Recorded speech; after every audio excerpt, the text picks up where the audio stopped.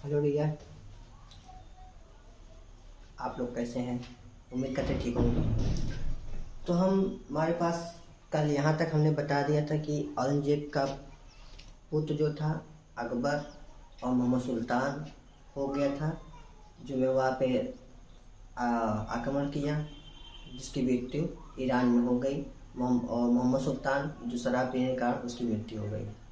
अब औरंगजेब के पास पुत्र जो बचे हैं मुअज्जम, आजम, कमबख्श है। आज उन्हीं के बारे में यहाँ चर्चा करेंगे। ठीक है, आइए देखते हैं। मुअज्जम जो था आगरा के पास जऊ नाम के स्थान पर पराजित कर दिया किसे? आजम को।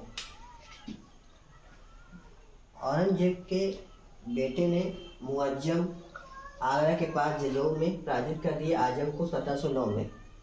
अब यहाँ पे हमने कहा पराजित कर दिया। पराजित करना मतलब कि कभी भी कोई भी राजा किसी राजा को पराजित कर रहा था तो आपको तो पता है हमारे जीते जी आप हमारे घर पे राज नहीं कर सकते हैं। तो पराजित करना जहाँ लिखे मतलब उसकी मृत्यु हो गई। तो 1707 में आजम की मृत्यु हुई।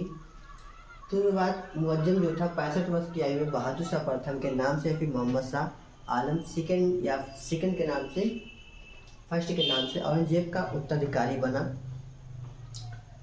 फिर उसके बाद 1709 ईस्वी में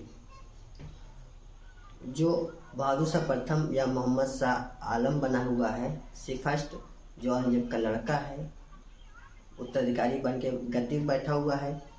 अब उसे लगता है कि मेरा एक भाई तो है, अब है तो उसे भी सोचे कि यार लोग में पता नहीं क्या दिक्कत होती है, भाइयों से बहुत दिक्कत होती है, तो उसे भी उस समय भी हुई।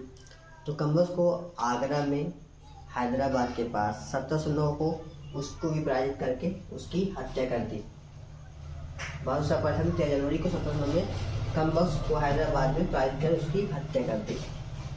अब बचा कौन? मोहल्ली मुअज्जम, जिसे बहादुर शाह प्रथम के नाम से जानते हैं। बहादुर शाह प्रथम ये बचा है। ठीक है। तो औरंगजेब के जो 6 लड़के थे, 6 में से 5 हुए, फिर 5 से 4 बचे, 4 से 3 बचे, 3 से 2 बचे। अब हमारे पास जो बचा है मात्र औरंगजेब का एक लड़का बचा है। वो भी कब तक रहेगा? एक की एज की लिमिट है, जो आया हुआ जाएगा। तो देखते रहिए, हम उसको भी आज यहाँ पर से भी ख़त्म ही कर देंगे। ठीक है, क्योंकि इतिहास में यही होता है कि जितने भी सेगमेंट मिलते हैं उसके जो तथ्य होते हैं, जिसको जो नायक होते हैं वो जाते ही मिलते हैं। ऐसा नहीं होता किसी का जन्म हुआ तो हमेशा के लिए रुका ही रहेगा। ठीक है। तो औरंगजेब का जो पुत्र था सारे खत्म हो गए हैं, एक बचा हुआ है, वो अभी समय के साथ खत्म ही हो जाएगा। आगे देखते हैं।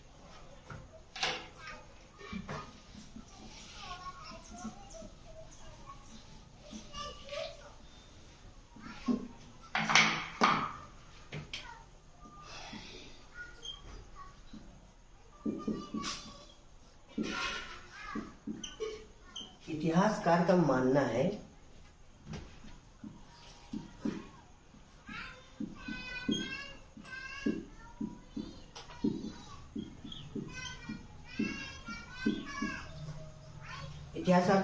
कि जो औरंगजेब था वो अपने तीनों लड़कों के खिलाफ मानने से पहले एक वसीयत के रूप में सारी संपत्ति का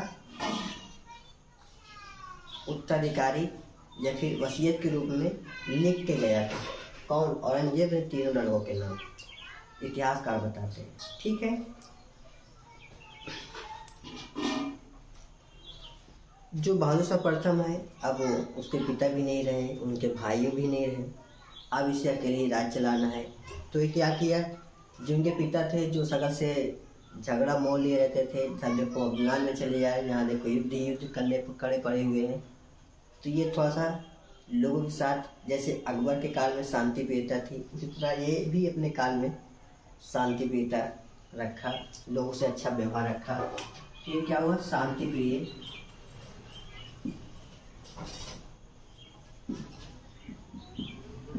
शांति प्रियता की नीति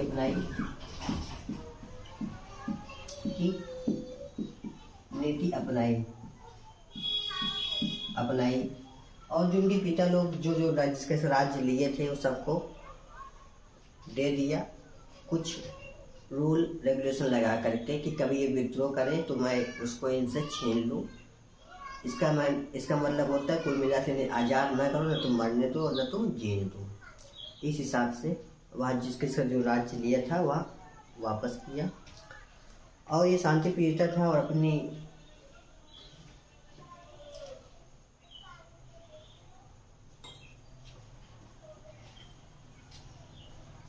इसकी राजपूतों से, जाटों से और मराठों से, सिखों से की चुनौती बहादुर शाह की हमेशा बहादुर शाह के लिए है।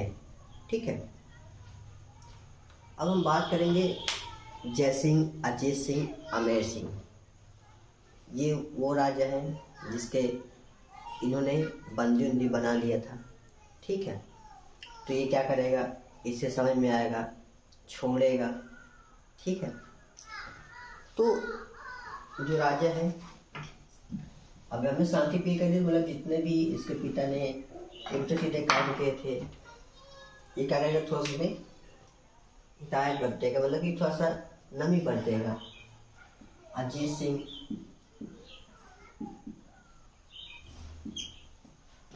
अमेर सिंह, अजीत सिंह, अमेर सिंह, क्या है सर, जय सिंह, अमर सिंह, अमर सिंह,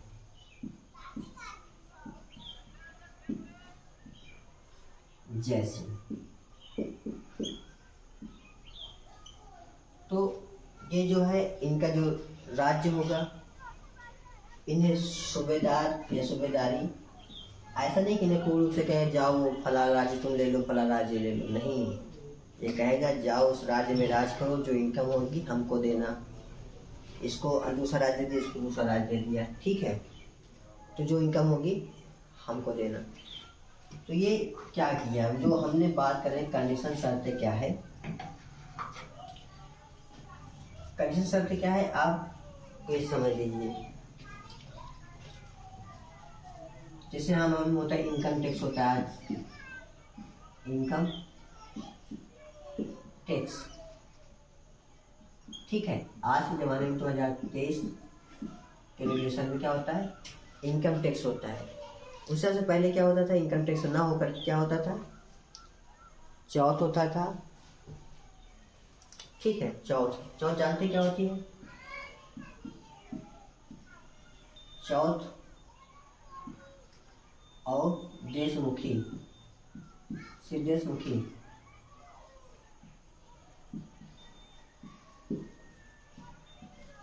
ठीक है, पहले हम चौथ समझ ले, बात समझ। चौथ क्या है,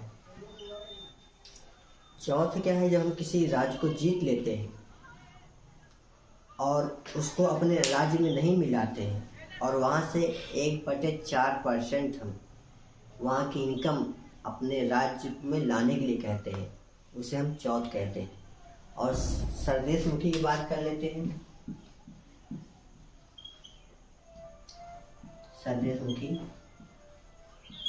सरदेशमुखी जिस राज्य को हम जीतेंगे उस राज्य से हम राज्य को अपने राज्य में मिलाएंगे ही, बल्कि वहाँ से 1/10% क्या लेंगे, इनकम टैक्स के रूप में लेंगे। क्या लेंगे, 1/10%। और यहाँ 1/4%, यहाँ 1/4% लेगा, लेकिन कंडीशन क्या होगी, 1/4% लेगा, फिर यहाँ की जो जिम्मेदारी होगी, कौन राजा लड़ाई कर रहा है, कौन नहीं कर रहा, कब क्या दिक्कत है, उससे मतलब नहीं है।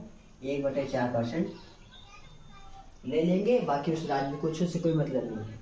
और सरदेशमुखी में ऐसा नहीं, सरदेशमुखी में क्या है, 1/10 भाग भी लेंगे, और उस राज्य में कभी भी कुछ होता तो अपनी सेना भी भेजेंगे। ठीक है, तो मेरे ख्याल से लगता है कि यार जो चौथ लेते थे, चौथ वाले ही ठीक था, जो राजा जीतते थे। सरदेशमुखी एक तो पैसा भी तुम कम ले रहे हो, दूसरा कि तुम यहाँ पे जो कभी कुछ आपत्ति होती है, कुछ कोई राज्य आगे चढ़ाई करता है, अपनी सेना का भी नुकसान कराते हो, बल्कि यही से 1/4% ले लो, निकल लो। और ये पैसा भी अधिक ले रहा है, उस देश की जिम्मेदारी भी छोड़ दे रहा है, और ये पैसा भी कम ले रहा है, जिम्मेदारी भी ले रहा है। तो चौथ को समझ सकते हैं, सरदेशमुखी समझते हैं कि चौथ कब लेंगे लोग, जब किसी राज्य में जीतेंगे उसे अपने राज्य में नहीं मिलाएंगे, चौथ लेंगे और उसके रूप में 1/4% लेंगे उनकी आर्थिक आय का। और संदेशमुखी 1/10% लेंगे उनकी आर्थिक आय का। लेकिन वहाँ में जो भी घटना होगी अपने सेना को भेजेंगे, उसकी सुरक्षा करेंगे। लेकिन चौथ में ऐसा नहीं है, 1/4% लेंगे और साथ ही वहाँ से उन्हें कोई मतलब नहीं। ठीक है, तो ये क्लास आज के यहीं तक। कल मिलते हैं हम नेक्स्ट टॉपिक को लेकर के इसी के अंतराल में। Thank you.